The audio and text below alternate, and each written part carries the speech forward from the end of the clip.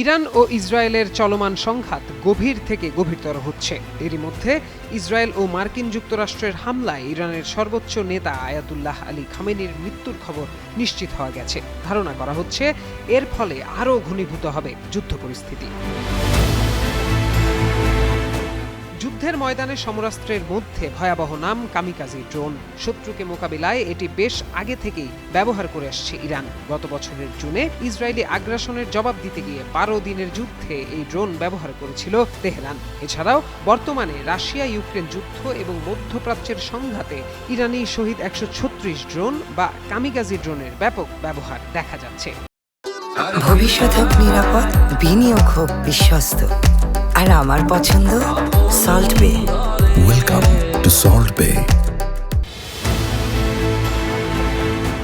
Kamikaze drone হলো এমন এক ধরনের বিশেষ ড্রোন বা চালকবিহীন বিমান যা লক্ষ্যবস্তুতে সরাসরি আছড়ে পড়ে নিজেকে ধ্বংস করার মাধ্যমে বিস্ফোরণ ঘটায়। একে সামরিক পরিভাষায় লোইটারিং মিউনিশন বা আত্মঘাতী ড্রোন বলা হয়। সাধারণ ড্রোন হামলা চালিয়ে ফিরে এলেও কামিকাজি ড্রোন শুধু একমুখী অভিযানের জন্য তৈরি। এটি নিজেই একটি শক্তিশালী বোমা বা মিসাইল হিসেবে কাজ করে, হামলা করে নিজে ধ্বংস হয়ে যায়, ফলে আর ফিরে আসে না ড্রোনটি।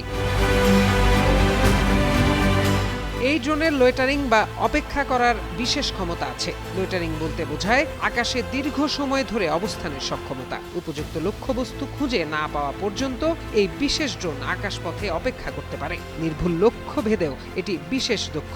জিপিএস সেন্সর বা রিমোট কন্ট্রোলের সাহায্যে এটি অত্যন্ত নিখুঁতভাবে লক্ষ্যবস্তু শনাক্ত করে সেটিতে আঘাত আনে। কামিকাজি ড্রোন প্রথাগত মিসাইলের তুলনায় সস্তা, এমনকি ছোট আকারের হওয়ায় রাডারে ধরা পড়াও কঠিন।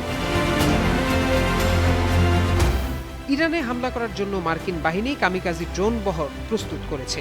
এই খবর সামনে আসতেই আলোচনার কেন্দ্রবিন্দুতে উঠে এসেছে অত্যন্ত চতুর এই সমরাস্ত্রের নাম। প্রত্যয় দাস, যুগান্তর নিউজ।